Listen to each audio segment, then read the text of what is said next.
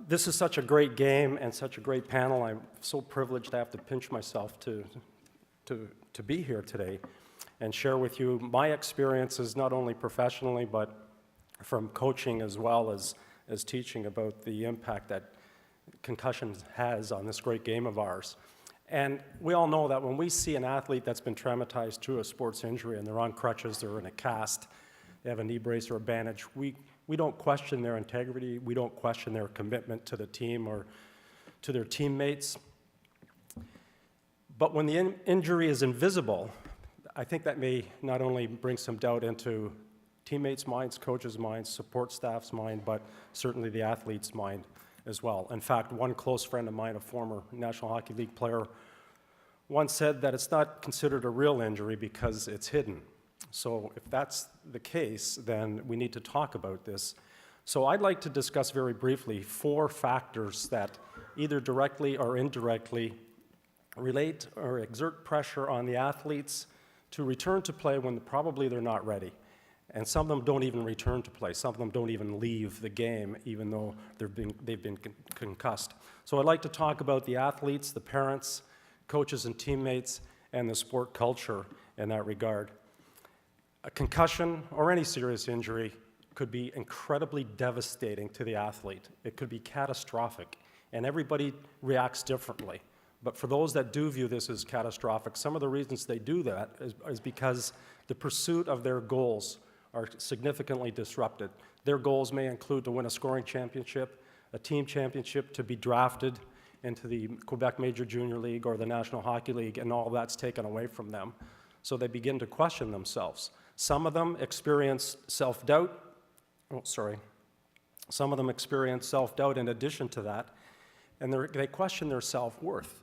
And the reason that is because twofold. One, they think that if they play, there's a badge of honor associated with that. So I'm playing because I'm concussed, so I'm mentally tough. They equate that with mental toughness.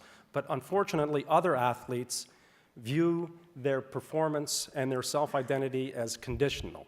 So if I'm playing and I'm contributing, I have a great high self-regard and a strong identity. If I'm not playing, that is withdrawn. So they create some rather tenuous mindset in the athlete's mind, which leads to frustration, anger, uncertainty, and anxiousness and worry. And we all know that the more we worry, the worse we feel. The worse we feel, the more we worry.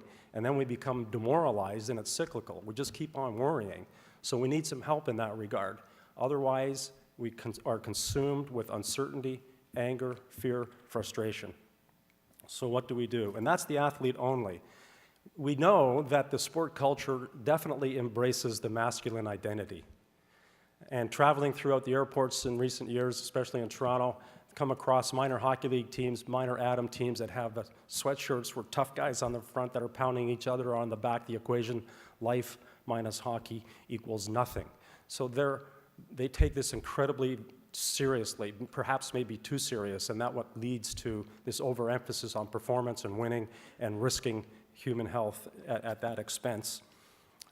For some, especially in professional sports, the culture is not to report the concussions, which leads to more problems. Just last year, 20% of the National Football League players surveyed said they had either hidden or played down the effects of a concussion.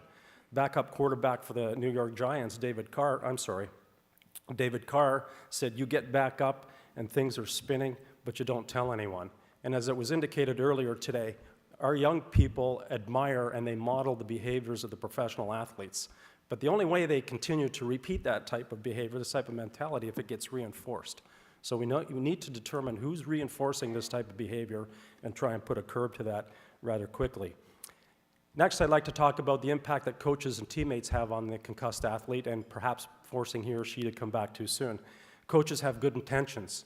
Go hard or go home, no pain, no gain, play through the pain. This is a war, this is a battle. So when players hear that, they think, well, the only way I could be endeared to the coach is if I'm playing, because this is how important it is to the coach. So that may cause some concern in their mind and cause them to come back and play in addition to that. And we know that team cohesion is defined as a tendency of the group to stick together and remain united under all circumstances. And when a concussed athlete is detached from the team they feel as though they're isolated, nobody cares about them, coaches and teammates. Whether it's true or not is really irrelevant. If that's what the athlete feels, then they need some help, and all of us can help in that regard. And again, if it happens at the pro level, we know it's happening at the minor league level. Like last year, Ben Roethlisberger, two-time Super Bowl quarterback for the Steelers, was concussed. He met with the doctors on a Saturday and the head coach on the Saturday afternoon, a day before a game, and the doctors recommended to Roethlisberger, you are not playing, even though he wanted to play. And so the coach was fine with that, but not everyone was fine with that. And quarterbacks are really close to the receivers. Before the game was played, Hines Ward said, it's just a concussion. I've played with a concussion before. The game was played, the Steelers lost, and his other friend and wide receiver said he should have played for us, but he didn't. We didn't get the job done. So when this happens to athletes, they're more reluctant to admit to being a concussed because they don't want the stigma of being not, quote, not a team guy. And so they put themselves at further risk. And then finally, the parents. I've never met a parent who insisted on their child playing through a concussed state. But what happens is when our children go through the withdrawal symptoms of not being a part of the group, pursuit of their goals and objectives put on hold, the parents feel demoralized. And if there's a lack of communication between the son and the daughter and the mom and dad, then the child may interpret that love is being withdrawn because they're so disappointed, I'm not playing. But if they get back to play, and then the parents smile, then everything's okay. But it may not be okay if they haven't been cleared to play. So what are some best practices, just very quickly? Social support. We know that social support is significant amongst not only the parents, family, aunts and relatives, coaches and teammates. Players that have strong social support are able to cope better with the stigma or the impact that a concussion may have. But I'd like to just finish off by talking about the attitudes and behaviors of all parties involved, including the players, the coaches, the parents, referees, everyone involved. So as we've learned today, that education is crucial. We can't get the word out there enough about the severity of concussions and what they can do to the brain. It's a brain injury. All brain injuries are obviously serious. Parents, we can't be obsessed with our son being the first-round draft choice in the National Hockey League, biggest, fastest, strongest grade 8 kid out on the ice today. That sends the wrong message, perhaps. It could send a message that this is a win-at-all-cost attitude and you're going to take the risk whether you like it or not. And that's a dangerous situation to be in. And Dr. Kissick talked about any study that we take attitude surveys about, not only parents, coaches, and players, the number one reason they perform is to play and have fun. And sometimes we lose sight of that. Coaches, we need to define success in terms of self-improvement, effort, and persistence. If we define success in terms of the outcome, performance, winning only, then the chance of risk goes up and the children may become hurt. The children may want to be a part of that and not disclose the serious nature of a concussion. Hockey Canada and Hockey Quebec have set great standards for us with attitude changes. They've talked about respecting the opponent, and they've talked about new rules. They've implemented those, and that's the hockey culture that we need to change. Why is it that certain people tend to blame the victim, blame the concussed athlete? He or she should have known who was on the ice. This is a rough player out there. You keep your head up. Yes, we want them to keep their heads up at all times, but it's not their fault necessarily, and we need to change that masculine identity in order to prevent concussions. So all parties involved, players, referees, coaches, therapists, parents, this isn't exploiting each other to get the one-upmanship and the one advantage of trying to win. This is working collectively to protect the integrity of the game and the human being, and it's all about fun. And finally, the attitudes about the players. We need to emphasize that hockey is part of their life. It's not necessarily the rest of my life, and that they will enjoy the experience as long as they stay healthy and they're able to contribute.